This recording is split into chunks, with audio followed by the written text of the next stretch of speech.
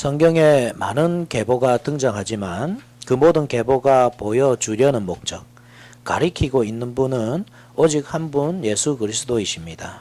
즉 아담으로 말미암아 온 인류가 타락하자 하나님은 여자의 후손을 통한 구속을 약속하셨는데 그 구원자가 어떻게 오시는가? 하나님께서 어떻게 그 약속을 이루시는가 하는 것을 보여주는 것이 성경이고, 성경의 계보는 그러한 성경의 주제에 맞게 구원자가 오시는 길과 하나님께서 그 약속을 이루어 가시는 과정을 설명하기 위해서 기록되고 있기 때문입니다.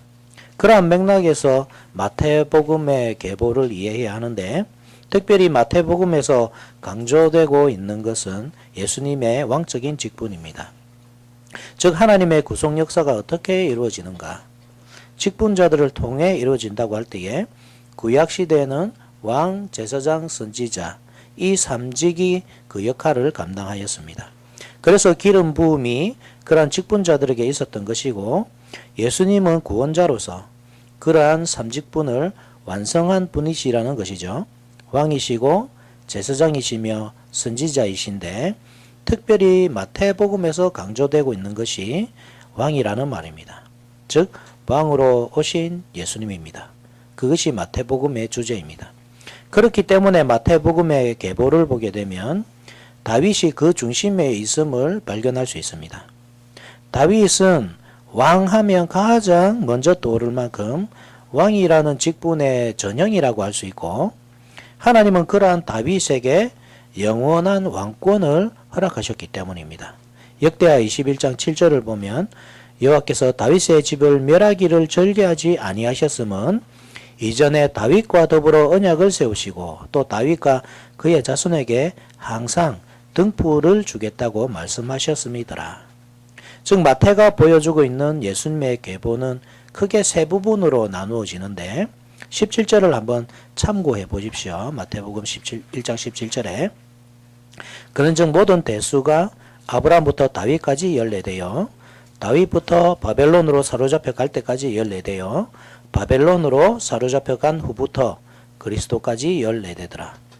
보시면 아시겠지만 예수님의 계보는 아브라함에서부터 다윗까지, 다윗에서부터 바벨론 유수까지, 그리고 바벨론 유수에서부터 그리스도까지 세 단계로 나눠져 있고, 그것은 곧 족장시대와 왕정시대, 그리고 바벨론 포로 시대의 전 역사를 아우르는 것입니다.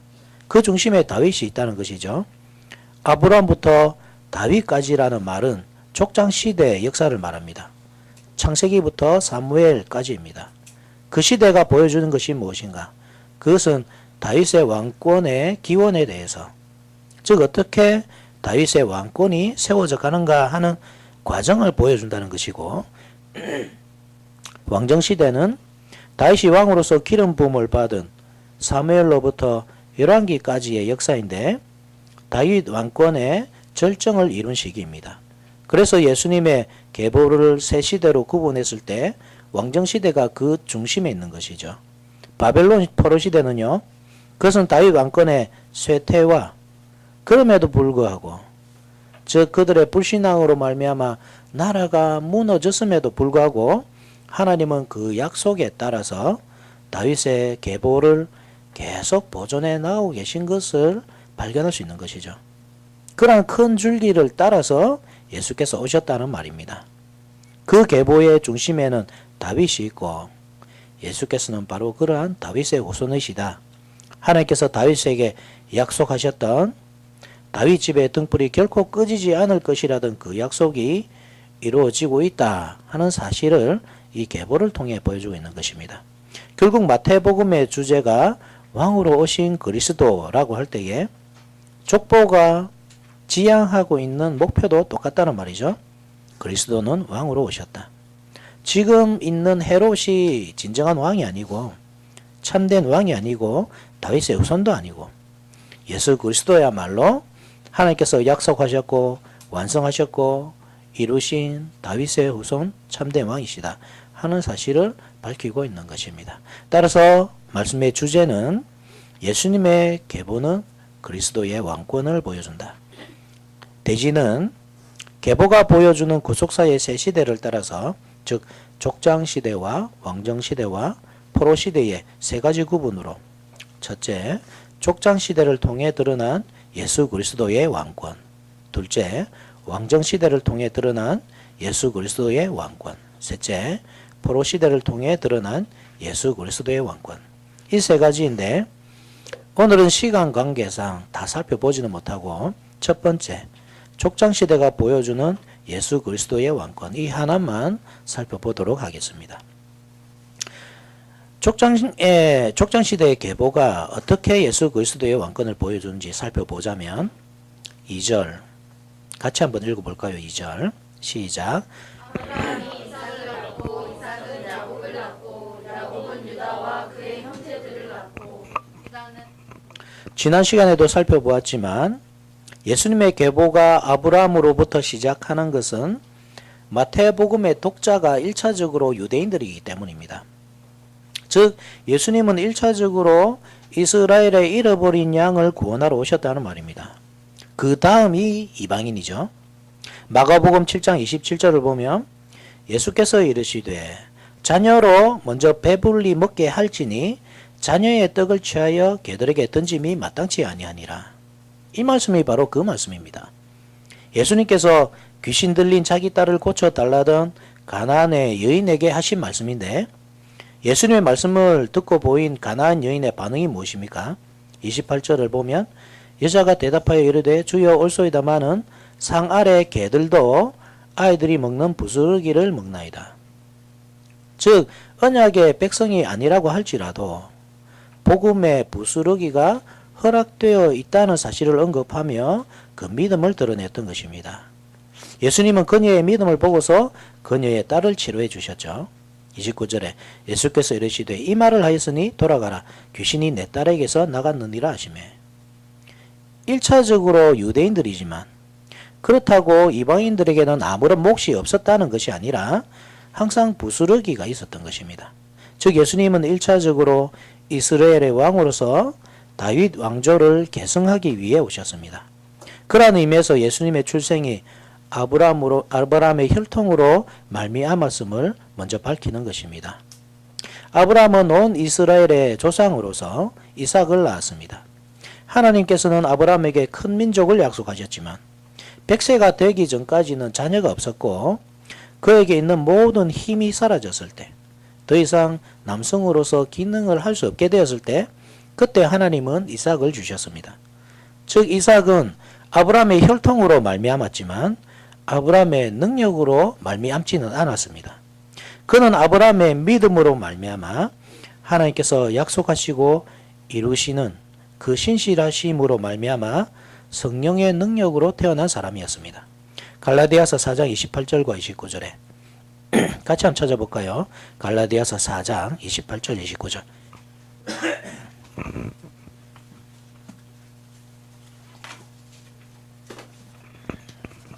28절과 29절 같이 한번 읽어봅시다. 시작. 형제들아 너희는 이삭과 같이 약속의 자녀라. 그러나 그때의 육체를 따라 난 자가 성령을 따라 난 자를 박해한 것 같이 이제도 그러하도다. 예수님의 족보가 아브라함으로부터 시작하고 있고 그것은 마태복음이 유대인들을 위해 즉 이스라엘의 잃어버린 양들을 불러 모으기 위한 목적이었다고 할 때 아브라함에서부터 시작하고 성령의 능력으로 태어난 이삭이 가장 먼저 언급되는 것은 결국 예수 그리스도께서 어떻게 오실지를 미리 보여주는 역할을 하는 것입니다. 이삭의 탄생 기사 자체가 예수 그리스도의 탄생의 모형으로서 기능하고 있는 것입니다. 갈라디아서 3장 16절 한번 보시면 이 약속들은 아브라함과 그 자손에게 말씀하신 것인데 여럿을 가르쳐 그 자손들이라 하지 아니하시고 오직 한 사람을 가르쳐 내 자손이라 하셨으니 곧 그리스도라. 즉 성령으로 시작해서 성령으로 마치는 것이죠. 이삭은 야곱을 낳았습니다. 원래 이삭은 쌍둥이를 낳았죠. 야곱과 에서였습니다. 야곱이 동생이었고 에서가 형이었습니다. 그런데 족보를 보면 장자 에서가 족보에서 제외되고 있습니다. 마치 이삭이 한 명의 아들만을 낳은 것처럼 묘사되고 있습니다. 물론 한정된 지면에서 모든 신앙의 선조들을 다 기록할 수 없기 때문에 일부만 기록한 것도 사실이지만 특별히 에서가 제외된 것은 다른 이유가 있습니다. 그는 비록 이삭의 장자였고 그래서 하나님의 구속 역사를 이어가야 할 사람이었지만 그는 불신자였습니다. 그 불신앙으로 말미암아 언약에서 쫓겨나고 말았습니다. 즉 그는 하나님께서 주신 장자라는 지위를 가볍게 여겼습니다. 하나님께서 장자를 통해 그들의 가계를 통해 아브라함에게 주신 약속을 이루어 가신다고 할 때 여자의 후손을 보내주셔서 온 인류를 죄로부터 구원해 주실 계획을 가지고 계셨다고 할 때 이스라엘의 장자는 매우 중요한 역할을 해야 했거든요. 그런데 그는 단지 육신의 배고픔 때문에 그의 장자권을 팥죽 한 그릇에 그 동생 야곱에게 팔아버린 것입니다. 그러한 그의 불신앙을 히브리서 기자는 히브리서 12장 16절과 17절을 보면 음행하는 자와 혹 한 그릇 음식을 위하여 장자의 명분을 판 에서와 같이 망령된 자가 없도록 살피라. 너희가 아는 바와 같이 그가 그 후에 축복을 이어받으려고 눈물을 흘리며 구하되 버림바가 되어 회개할 기회를 얻지 못하였느니라. 그에 반해 야곱은 비록 속이는 자였고 그의 형을 속이고 아버지를 속임으로써 장자권의 탐욕을 품었지만 애초에 그의 탐욕은 하나님의 약속에 대한 것이었죠. 즉 처음부터 하나님은 야곱의 장자권을 약속하셨던 것입니다. 창세기 25장 23절에 여호와께서 그에게 이르시되 두 국민이 내 태중에 있구나. 두 민족이 내 복중에서부터 나누이리라. 이 족속이 저 족속보다 강하겠고 큰 자가 어린 자를 섬기리라 하셨더라. 큰 자가 어린 자를 섬기리라. 하나님은 형 에서가 아니라 동생 야곱의 장자권을 약속하셨던 것입니다. 야곱은 그 약속을 믿었던 것이고 그것을 너무나도 중요하게 생각했던 것입니다. 그래서 형도 속이고 아버지도 속였던 것이죠. 하나님의 약속이 성취되기를 바라고 그것을 위해 사람들을 속인 것은 분명 잘못이었습니다. 즉 그가 믿음의 사람이었다면 하나님께서 약속하신 것이 반드시 이루어질 것을 믿고 인내와 기도로서 기다려야 합니다. 그러지 못하고 스스로의 힘으로 이루려 한 것은 분명 잘못이었지만 하나님의 약속을 믿는 믿음 때문에 그는 예수님의 계보를 잇는 역할을 감당할 수 있었고 족보에 들어갈 수 있었던 것입니다. 야곱은 유다와 그의 형제들을 낳았습니다. 즉 12명의 아들들을 낳았습니다. 유다는 그 중에서 큰 특징이 없는 사람이었습니다. 장자도 아니었고 장자는 루벤이었죠. 그렇다고 둘째도 아니고 셋째도 아니고 어중간한 넷째였습니다. 요셉과 같이 특출난 아들도 아니었습니다. 요셉은 선지자였습니다. 그 형들의 죄를 당시 족장이었던 아버지 야곱에게 다 일러 바쳤지 않습니까? 그것은 형들을 골탕 먹이려는 어린 동생의 약은 술수가 아니라 형들을 죄로부터 보호하려던 선지자의 사역이었습니다. 즉 그는 선지자로서 죄와 더불어 싸우고 있었던 것입니다. 형들은 그것이 싫어서 그를 애굽의 노예로 팔아버렸던 것이죠. 마치 이스라엘이 역사 속에서 항상 그들의 선지자를 핍박하였던 것처럼 심지어 그들을 구원하러 오신 메시아까지 은30에 단돈 은30에 팔아버렸던 것처럼 그들의 형들도 그 조상들도 똑같은 길을 걷고 있었던 것입니다. 그러나 요셉은 복수하지 않았습니다. 선지자였기 때문입니다. 대신 그 가족을 가뭄으로부터 보호해주고 먹이고 입히고 돌봐줬습니다. 비록 그 형들은 그를 애굽의 종으로 팔아버렸지만 요셉은 애굽의 총리가 되어서 온 세상이 가뭄으로 고생할 때 굶주린 교회를 먹여 살렸던 것입니다. 유다는 무엇을 하고 있었죠? 그는 그 역사에서 별로 중요한 역할을 하지 못했습니다. 이방 여자와 결혼을 해서 세 아들을 낳았고 그중 두 아들을 불신앙으로 잃어버렸습니다. 즉 첫째 아들이 엘이거든요. 이 엘이 다말이라는 이방 여인과 결혼을 했는데 하나님 보시기에 악을 행했기 때문에 하나님께서 쳐서 죽여버렸습니다. 수혼제도라는 율법에 의해서 다말은 둘째 오난에게 주어졌습니다.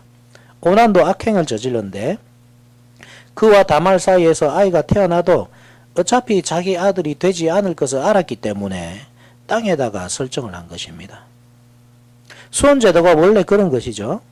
형제 가운데 자녀가 없이 죽게 되었을 때 살아있는 형제가 죽은 형제를 대신해서 그 계보를 이어주도록 하는 제도입니다. 즉 아이를 낳아도 자기의 자녀가 되지 않습니다. 죽은 자의 자녀가 됩니다. 오난은 그것이 싫어서 일종의 피임을 한 것이고 그 악행으로 인해서 하나님께 맞아 죽고 말았던 것입니다. 우리는 이 사건을 보면서 그것이 뭐 그리 큰 죄가 되나? 오난이 정말 죽을 짓을 했나? 오늘날에도 피임을 하지 않느냐? 생각할 수도 있지만 수혼제도의 참 의미를 돌아볼 때, 즉 수혼제도라는 것이 형제 중 한 사람이 아들이 없이 죽게 되었을 때 그 계보가 끊어지지 않도록 살아있는 형제가 죽은 자를 대신해서 계보를 이어주는 제도라는 말입니다. 오늘날 우리의 정서로는 이해하기가 어렵죠. 그러나 하나님의 구속 역사가 여자의 후손을 통해서 이어진다는 관점에서 보면 계보를 이어간다는 개념이 얼마나 중요한지 알게 됩니다. 특히 유다의 후손을 통해서 그리스도께서 오신다고 했을 때, 물론 그 시대 사람들이 알 리가 없었지만 말입니다. 결국 율법 준수를 통해 그러한 구원 역사가 이루어져 간다는 말입니다. 하나님께서 약속하시고, 즉 말씀을 주시고 그 백성이 순종함으로써 약속을 믿고 비록 그 법이 이해할 수 없고 때로는 비합리적으로 보이고 비생산적으로 보인다고 하더라도 말입니다. 그 법을 믿음으로 순종할 때 구원 역사가 이루어졌던 것입니다. 오난은 그것을 믿지 않았고 그 불신앙으로 말미암아서 하나님의 구속 역사를 그 불신앙으로 방해함으로써 죽임을 당하고 말았던 것입니다. 율법에 따라 다말은 어떻게 되어야 됩니까? 셋째 셀라에게 주어져야 했습니다. 그래서 죽은 형제들의 계보를 이어가도록 해야 했지만 유다는 하나님께서 주신 은혜의 법을 따르지 않았습니다. 그것은 구속자의 오시는 길을 믿음으로 예비하지 않았다는 점에서 오난의 죄와 다를 바 없었습니다. 그는 단지 마지막 아들까지도 잃게 될까 두려워서 불신앙적으로 행동했던 것입니다. 창세기 38장 11절을 보면 유다가 그의 며느리 다말에게 이르되 수절하고 내 아버지 집에서 내 아들 셀라가 장성하기를 기다리라 하니 셀라도 그 형들같이 죽을까 염려함이라. 다말이 가서 그의 아버지 집에 있으니라. 유대인들의 조상 유다는 믿음이 없었지만 마치 예수님께서 당대 유대인들에게 구원의 떡을 주셨지만 유대인들이 그것을 거부한 것과 같았습니다. 오히려 가나안 여인이 거기서 떨어지는 부스러기를 요구함으로써 하나님의 구속을 기다리고 있다는 표를 드러냈듯이 스스로 믿음 없는 민족임을 드러낸 유대인들, 그들의 조상 유다조차도 믿음 없음이 드러나고 있지만 그들이 하찮게 여기던 이방 여자 다말은 오히려 수혼 제도를 믿음으로써 지킴으로써 하나님의 은혜를 갈망하며 하나님의 구속의 날을 기다리고 있었던 것입니다. 마태복음의 1차적인 독자가 예수님을 영접하기를 거부한 유대인들이라 사실을 기억하십시오. 유다의 가계가 보여주는 역사는 그들이 얼마나 믿음 없는 족속들인가 하는 사실을 고발하는 내용입니다. 다말은 믿음 없는 유다가 아들을 주지 않자, 그래서 하나님의 율법을 이룰 수 없게 되자 창녀인 척 꾸미고 유다에게로 갔습니다. 유다는 다말과 동침을 하였고 자녀를 낳았습니다. 그가 바로 베레스입니다. 터뜨리고 낳았다는 뜻입니다. 즉 유다의 불신앙으로 말미암아 꽉 막혀있던 구원의 물줄기가 다말의 신앙으로 하나님의 구원하심을 기대하며 기다리는 신앙이죠. 하나님의 약속을 믿고 순종할 때 구원의 역사가 이루어진다고 하는 믿음이었습니다. 그 신앙으로 끊어졌던 하나님의 구속 역사가 다시금 흐르게 되었던 것입니다. 그래서 그녀의 이름이 예수님의 족보에 들어갑니다. 3절에 유다는 담말에게서 베레스와 세레를 낳고 베레스는 헤스론을 낳고 헤스론은 람을 낳고 유다가 낳은 것이 아니라 유다가 다말에게서 낳은 것입니다. 유다의 신앙이 특출났던 것이 아니라 다말의 신앙이 특별했던 것입니다. 베레스는 헤스론을 낳고 헤스론은 람을 낳았습니다. 헤스론과 람, 또 4절에 나오는 아미나답까지 이 세 사람에 대해서는 알려진 내용이 거의 없습니다. 정황상 애굽에서 태어나 살다 간 사람들이라는 사실만은 알 수 있습니다. 즉 가나안 땅에 큰 기근이 임하자 야곱의 70명의 가족들은 유일하게 식량이 남아있던 애굽으로 이주하게 되었습니다. 요셉이 애굽의 총리로 있을 때였습니다. 즉 그 형들이 질투심에 불타서 팔아버린 요셉이 다스리고 있었습니다. 요셉은 야곱의 가족을 먹이고 입히고 돌봐주었습니다. 그렇게 애굽에서의 400년간의 생활이 시작되었던 것입니다. 그때 태어난 사람들이 헤스론과 람과 아미나답이라는 사람들입니다. 성경은 이 사람들이 어떤 사람인지 가르쳐주지 않습니다. 어떤 정보도 얻을 길이 없습니다. 믿음의 사람이었는지 불신앙의 사람이었는지 정확하게 알 수는 없지만 분명한 것은 하나님께서 그 계보를 계속 이어가고 계신다고 하는 사실입니다. 비록 애굽의 노예 생활 가운데 있었지만 요셉의 형들, 믿음의 조상이 되어야 할 야곱의 아들들은 신앙이 없었고 그래서 하나님의 구속 역사를 위태롭게 만들고 있었고 애굽의 바로는 이스라엘의 아이들을 죽이도록 함으로써 구원자가 오시는 길을 막으려 하고 있었지만 그러한 가운데서도 하나님은 그 계보를 지키고 계셨던 것입니다. 그래서 악한 마귀 사탄이 다윗 집의 등불을 끄지 못하도록 예수 그리스도의 오시는 길을 막지 못하도록 하나님의 구속 역사가 끊어지지 않도록 하고 계셨습니다.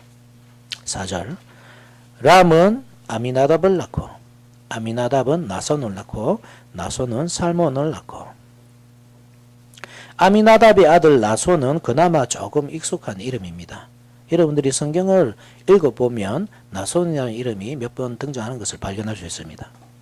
나손은 민수기에 처음 등장하는데 즉 이스라엘의 애굽의 종살이가 끝나고 모세의 인도를 따라 나온 사람들 중에 한 사람이 나손이었습니다.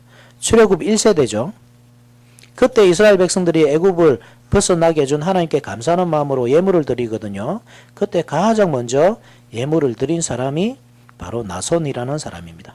민수기 7장 12절에 첫째 날에 헌물을 드린 자는 유다 지파 암미나답의 아들 나손이라. 분명 장자 지파는 요셉 지파였습니다. 즉 에브라임 지파였고 야곱의 첫째 아들은 르벤이었습니다. 그러나 가장 먼저 예물을 드렸던 사람은 유다 지파의 나손이었고 전쟁에 가장 앞서간 사람도 나손이었습니다.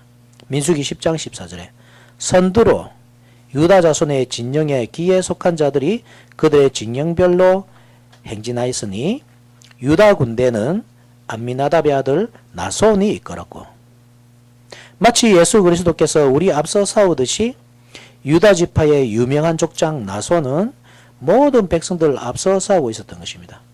예수 그리스도의 그림자죠. 구원자의 모형으로서 드러나고 있습니다.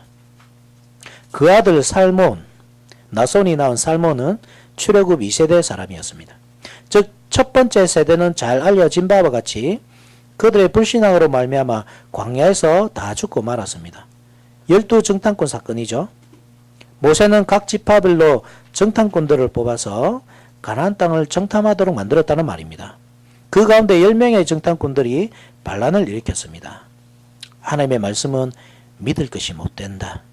하나님은 그 땅을 차지하라고 하지만 갔다가는 살아오지 못할 거야. 그들은 거인이고 우리는 메뚜기와 같다. 그 불신학적인 보고에 마음이 흔들린 이스라엘 백성들은 모세를 돌로 치고 애굽으로 되돌아가려 하였던 것입니다. 그러한 그들의 불신앙에 진노한 하나님은 징계를 내리시는데 바로 출애굽 1세대가 다 죽기까지 광야 생활 40년의 형벌을 내리셨던 것입니다. 오직 여호수아와 갈렙 이 두 사람만 살아남아서 가나안 땅에 들어갈 수 있었습니다. 그 40년간의 징계가 끝나고 다시 가나안 땅에 이르렀을 때 새로운 인도자죠. 여호수아는 두 사람을 정탐꾼으로 보내는데 정확한 것은 아니지만 성경에 나와 있지 않기 때문에 정확하진 않습니다. 그렇지만 정황상 그 중 한 사람이 살몬이었을 가능성이 많습니다. 두 정탐꾼은 기생 라합이 숨겨줌으로써 여리고의 왕으로부터 보호받을 수 있었습니다. 라합은 비록 천한 기생의 신분이었지만 그 믿음으로 말미암아 구원을 얻었습니다. 그리고 정탐꾼 중 한 사람으로 보이는 살몬과 결혼을 하여서 보아스를 낳았던 것이죠. 5절에 살몬은 라합에게서 보아스를 낳고 보아스는 룻에게서 오벳을 낳고 오벳은 이새를 낳고 즉 그녀가 두 정탐꾼을 숨겨주었을 때 일종의 언약을 맺습니다. 정탐꾼들이 여리고 성에 잠입하였을 때 그들의 신분은 금방 노출되었거든요. 여리고의 왕은 두 정탐꾼을 잡기 위해서 군사들을 보냈던 것입니다. 라합은 두 정탐꾼들을 그 수색꾼들의 손에서 숨기고 그들을 구원해줍니다. 그 대가로 그녀가 원했던 것은 그와 그의 집이 구원을 얻는 것이었습니다. 여호수아 2장 12절과 13절에 그러므로 이제 청하노니 내가 너희를 선대하였은즉 너희도 내 아버지의 집을 선대하도록 여호와로 내게 맹세하고 내게 정표를 내라. 그리고 나의 부모와 나의 남녀 형제와 그들에게 속한 모든 사람을 살려주어 우리 목숨을 죽음에서 건져내라. 정탐꾼들은 라합의 도움으로 정탐을 무사히 마치고 안전히 돌아갈 수 있었고 이스라엘 백성들의 여리고 정복 전쟁이 곧이어서 시작되었던 것입니다. 하루에 한 바퀴씩 7일 동안 여리고 성을 돌았습니다. 라합의 집은 여리고 성벽 위에 있었죠. 그 여리고 성벽 위에서 자신의 집에서 그 모든 광경을 지켜보며 약속이 이루어질 것을 하루빨리 구속자가 구원해 줄 것을 간절히 기다렸던 것입니다.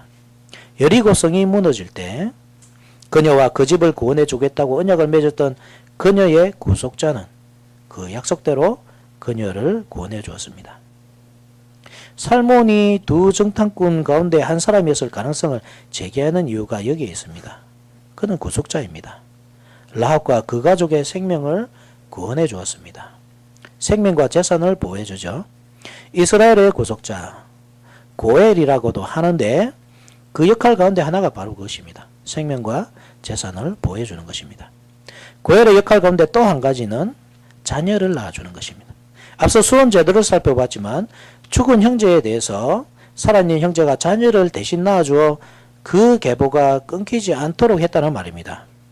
살몬이 라합의 생명과 재산을 보호해주고 결혼을 통해 자녀를 낳아주는, 그래서 이스라엘에서 대를 잇도록 하는 그 모든 행동들이 고엘 제도를 돌리도록 하는 것입니다. 좀 이따 살펴보겠지만 그것은 마치 보아스와 룻과의 관계와도 같습니다. 비록 라합은 기생이었지만 그 믿음이 그녀를 구원하였습니다.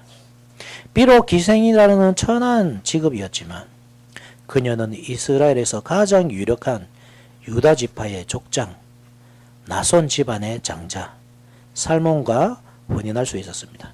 그리고 참된 구속자, 예수 그리스도가 오시는 길을 활짝 열었던 것입니다. 그녀를 통해 태어난 보아스는 룻기의 주인공이죠. 원래 룻의 남편이 아니었지만 룻의 죽은 남편을 대신해서 그 재산을 찾아주었고 자녀를 낳아주었습니다. 즉 고엘의 역할을 하였습니다. 자기에게는 아무런 유익이 없었지만 하나님의 법이기 때문에 그것을 따랐습니다. 그렇게 태어난 자녀가 오벳이라는 사람입니다. 오벳은 이새를 낳았고 이새는 다윗을 낳았습니다. 6절 상반절만 보시면 이새는 다윗을 낳으니라. 그렇게 다윗의 왕권이 삭두고 있었던 것입니다. 이렇듯 예수님의 계보에는 하나님의 구원의 역사가 담겨 있습니다. 성경에 익숙했던 유대인들은 이 족보만 보아도 성경의 모든 내용들을 떠올릴 수 있었습니다. 특히 예수께서 어떤 계통으로 오셨느냐? 그들이 거부하여 죽인 예수께서 과연 너희들이 신뢰하지 못할 사람이었는가? 계보는 결코 그것이 아니라고 말하고 있는 것입니다.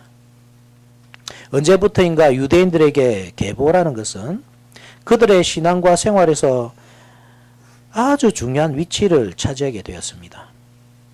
바벨론의 포로로 잡혀갔을 때, 그리고 돌아왔을 때 서로 정체가 모호했다는 말입니다.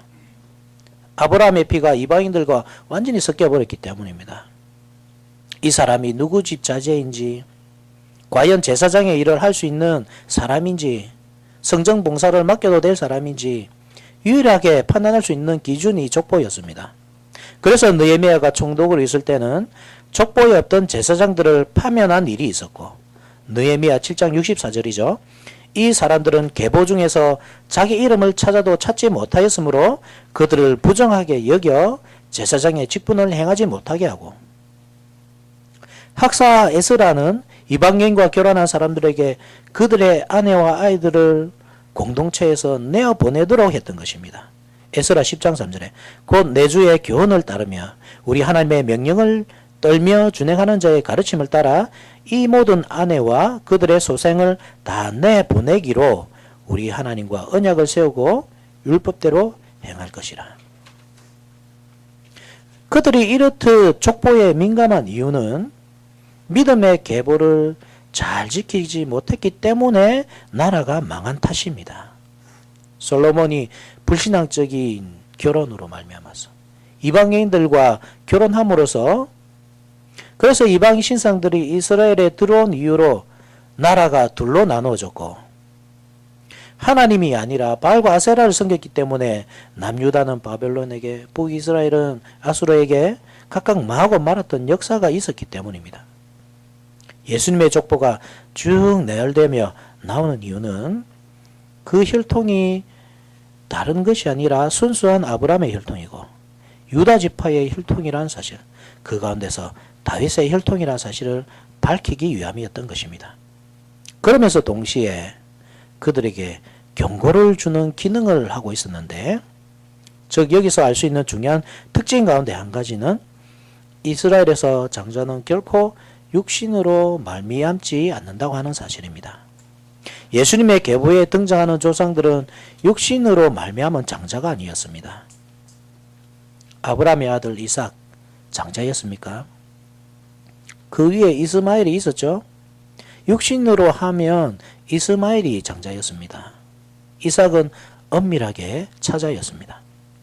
이삭의 뒤를 이은 야곱도 마찬가지였죠. 그는 차자였습니다. 에서가 장자였습니다.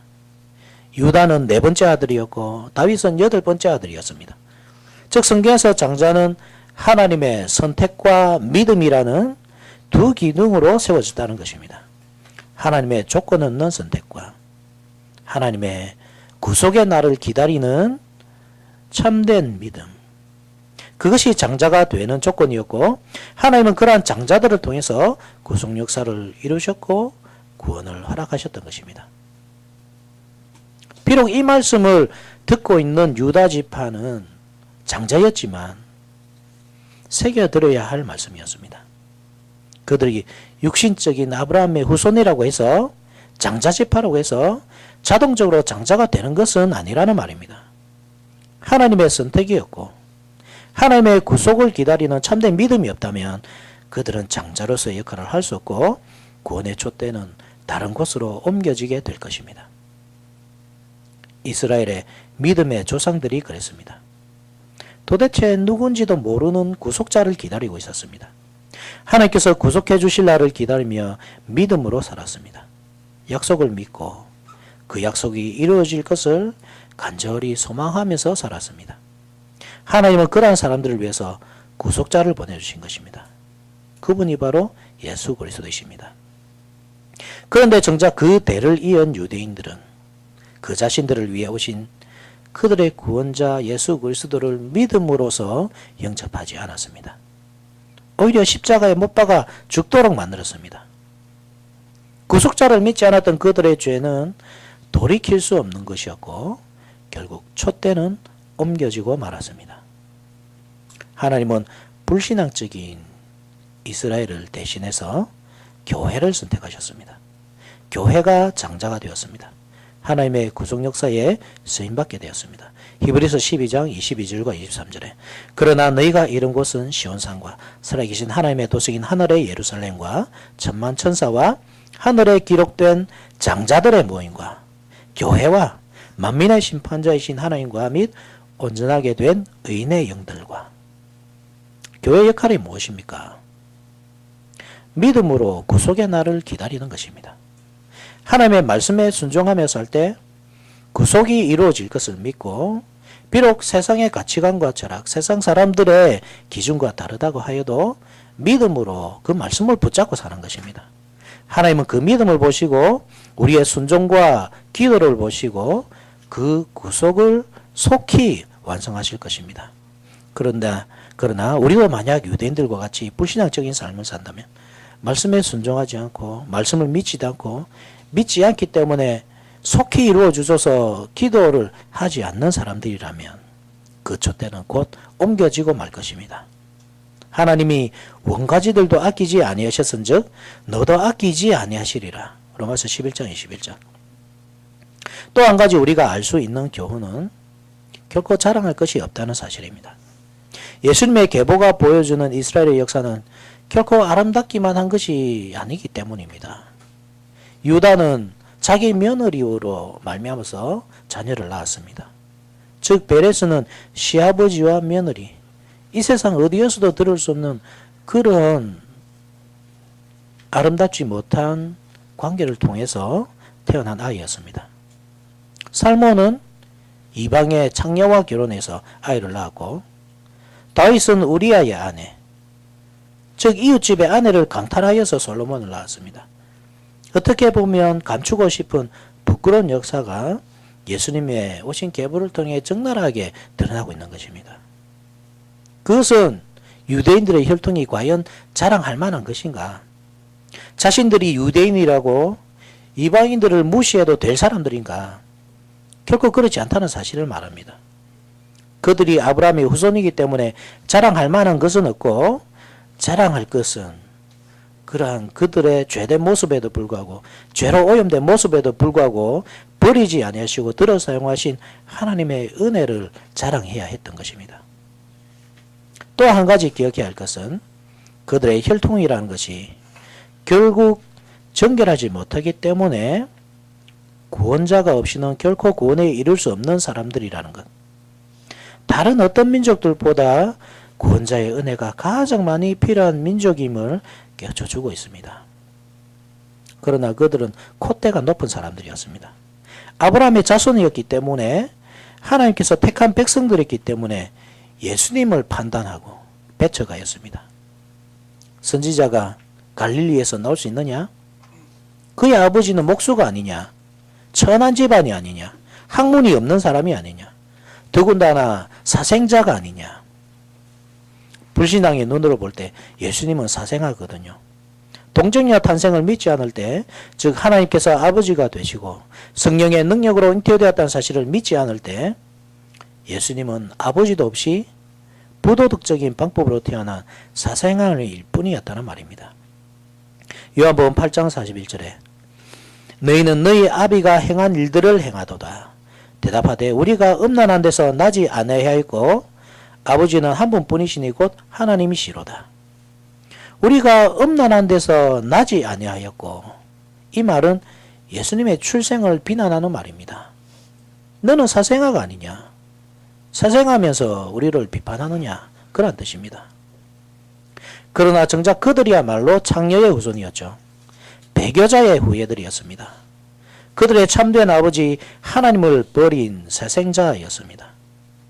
하나님의 은혜가 없이는 살 수 없는 사람.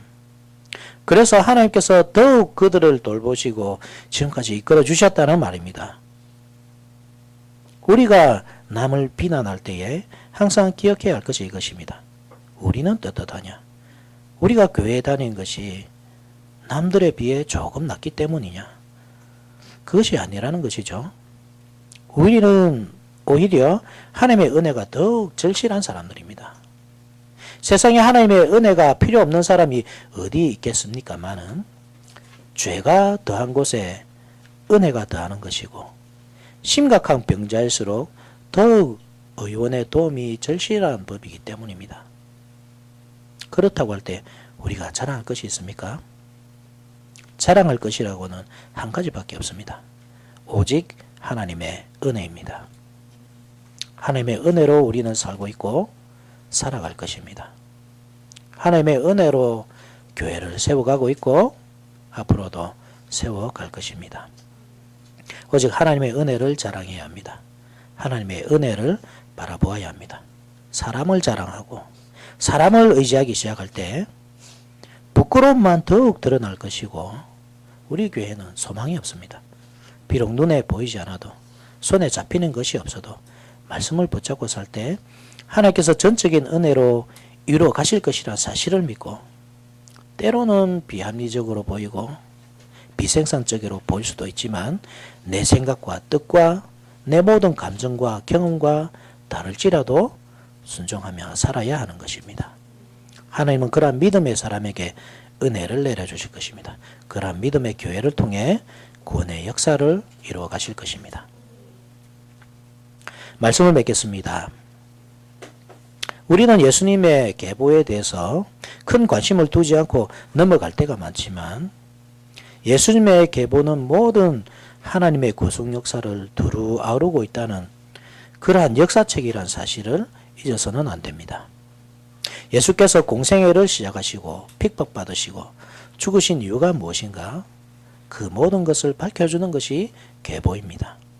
그래서 예수님의 계보는 족장시대, 즉 창세기로부터 왕정시대와 바벨론 시대까지 전 역사를 아우르고 있고 성경 전체를 그 계보에 나오는 이름 하나하나가 밝혀주고 있는 것입니다. 그렇다고 할 때 우리는 이 계보를 단순히 쉽게 읽어 넘김으로써 끝낼 것이 아니라 족장 한 사람 한 사람의 신앙을 면밀히 살펴서 우리 교회를 세워가는 원리로 삼아야 합니다. 오늘 우리는 특별히 족장 시대의 계보를 살펴보았습니다. 아브라함부터 이새까지, 창세기로부터 사사기에 이르기까지의 이스라엘의 신앙과 불신앙, 그들의 흥망성쇠를 보았습니다. 인간은 항상 실패하고 언약을 위태롭게 만들지만 그 이면에 있는 하나님의 은혜의 손길이 구원 역사를 면면히 이어가고 있음을 발견하게 됩니다. 이 세상을 창조하셨을 뿐만 아니라 유지시켜 나가시고 완성하시는 분은 오직 하나님이십니다.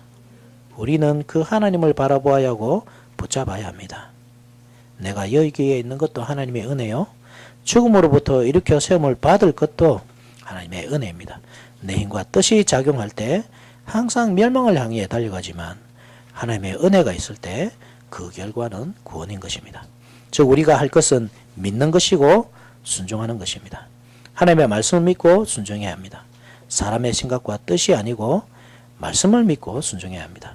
그것이 아무리 비합리적이고 비생산적으로 보여도 말씀이라고 할 때 그것은 가장 거룩한 것입니다. 반대로 우리의 눈에 아무리 완벽하게 보이는 것이라고 해도 하나님의 말씀이 아니라고 하면 세속적인 것입니다. 이 원리는 아무리 강조해도 모자랍니다. 이러한 사실을 잘 기억하십시오. 잘 기억하시고 오직 말씀으로 판단하고 말씀에게만 판단을 받고 말씀의 원리대로만 살며 말씀대로만 교회를 세워나가는 저와 여러분들이 됩시다. 아멘.